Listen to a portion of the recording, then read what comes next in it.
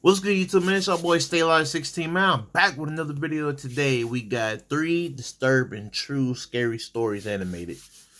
Bro, I ain't gonna lie, bro. If I could just stay consistent, I know I'll be way more popping on my channel, bro. I don't know, man. I just be caught up with things, bro.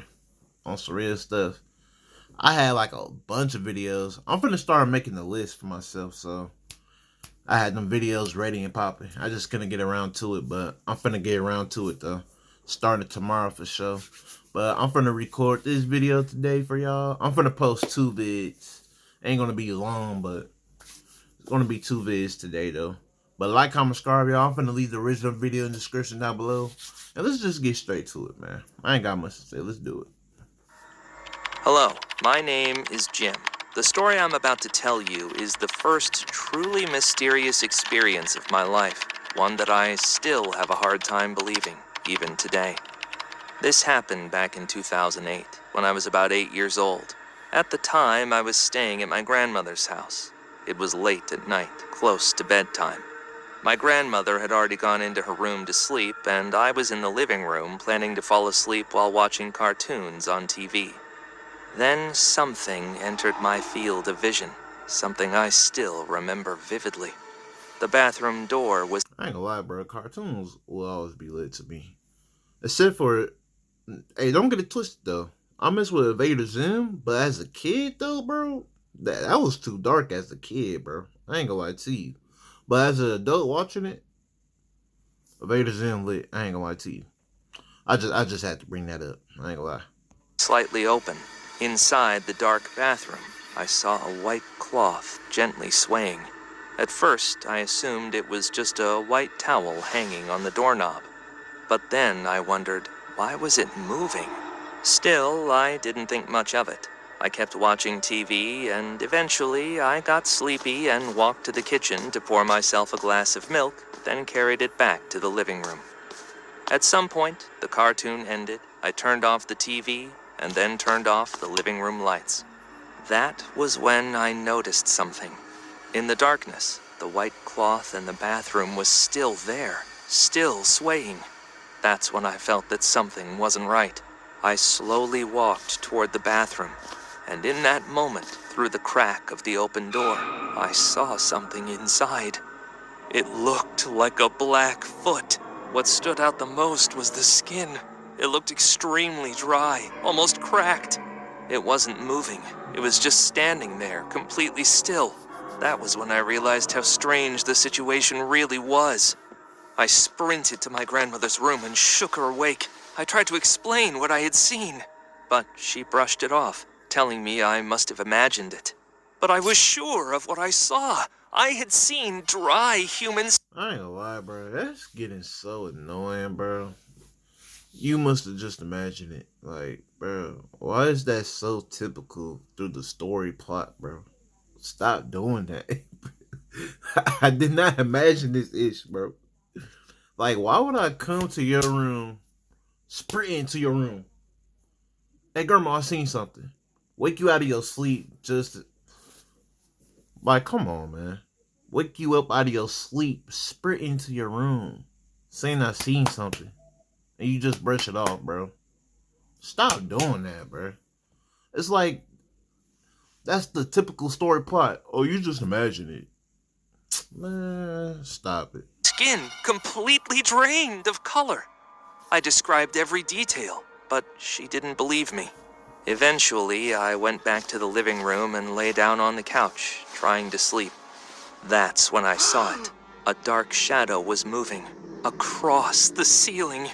The idea of a shadow appearing on the ceiling was hard enough to accept. Oh, you tripping? Why you sleeping in the other room? Granny ain't got no other rooms? What the crap? Better get an air mattress and call it a day. Shoot. But the fact that it seemed to be walking made it far more terrifying. There was nothing I could do. I closed my eyes and pretended to be asleep. When I opened them again, it was morning. My grandmother was awake, feeding the dog. Only then did I remember what had happened that night. I went to check the bathroom, but there was nothing there. No towel, nothing white, nothing that could have explained what I saw. That night has remained a mystery, and nearly 18 years later, what I saw is still burned clearly into my memory.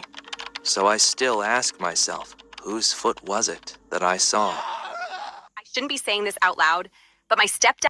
Bro, what's up with these ads on YouTube just now, bro? If you seen that ad, bro, you know what I'm talking about, bro. That was just so random as hell, bro. Talk about her did something. Nah, man. This happened to me when I was 10 years old. I was born into a broken family. My mother moved to Japan to live with my stepsister and my father. He died back in 2017. He was shot by thugs in our country. I had no one left, so my grandmother adopted me and brought me to her province. The house we lived in was... That's the same grandma, bro? That's the same granny, cuz. It must be something off with her then. More like a business property owned by my uncle. Every section of it was separate. If you wanted to go to the kitchen or the bathroom, you had to walk outside in the dark. Since I was new there, I had no friends. And inside the house, things were tense. My aunt and grandmother hated each other, and they fought constantly. I was just a kid, so I didn't understand anything. I only knew the house never felt peaceful. One night after dinner, I checked the time. It was already 10 p.m. That was the only time the water faucet worked, so my grandma told me, "We need to fill the water jugs." She stepped out of the room first. I changed my clothes quickly. But when I looked around... That's why you can't have two women in the same residence, bro. For real. My grandma wasn't beside me anymore. I got scared, so I ran out of the room and into the yard, but she wasn't there either. I looked around and realized there were two paths ahead of me, left or right. I had no idea which way she went, so I chose the right path. I walked only a few steps, and then I saw him, a tall man lying on the ground beside a tree. The night was so dark I couldn't see his face, but I could see his body, shaking like he was having a seizure. I froze. My heart was pounding so hard I could hear it. And then he said my name. Once, twice, 3 times. A deep, slow, creepy voice. I still couldn't move. Then he started throwing small stones at me, one after another. Not hard enough to hurt me, but enough to force me to react. And this is why I don't want to be somewhere around with a bunch of trees. One, if it's a storm coming, or like the weather's bad, I do not want the trees to hit my house. And this is another reason. Enough to make me run. So I did. I ran as fast as I could. I spotted my aunt and rushed to her. I asked, out of breath, "Where's Grandma?" She looked confused and said, "She's in the kitchen." I ran there immediately. My grandma scolded me because I didn't help her fill the water jugs. That is another thing. Why would you just run straight out the house instead of searching in the house for her? What was you thinking? Stupid. Stupid. I didn't tell her what I saw. I didn't tell anyone.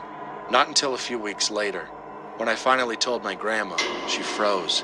She stared at me and said something I'll never forget. "No one was there that night, except your aunt and us." She told me it was possible that what I saw was an evil spirit. But I still wonder, can a ghost throw stones? Because I saw them flying. I felt them hit the ground near my feet. And if it was human, how did he know my name? My name is Pamela. I'm originally from California, but this happened in Idaho. I have a brother, and I grew up with my father. My dad has always had a habit of sleeping with the lights on. One night, while he was asleep, he had an encounter with something. He suddenly felt a hand grab his leg. It startled him awake, but in that moment, he decided not to open his eyes. Something about the way the hand felt was wrong. Then it started lightly tracing his foot, almost as if it were trying to wake him up on purpose. That's when my father realized something was seriously wrong. He had a strong instinct that whatever was touching him was something evil, something powerful. Fear slowly crept through his body. He kept his eyes shut for about 5 minutes, but the presence never stopped touching his leg. Finally, he opened his eyes, and the moment he did, he froze. A black cat was sitting on his chest, staring straight at him. But this wasn't a normal cat. Its face looked twisted, malicious. The instant their eyes met, the cat suddenly leapt off his chest, ran to the corner of the room, and disappeared straight into the wall. My father watched it the And my friend told me seeing the cat is a good spiritual sign. Well, this is animated. I don't know I don't even know these are true stories. Well, it says true scary stories animated. entire time. He never lost sight of it, not even for a second.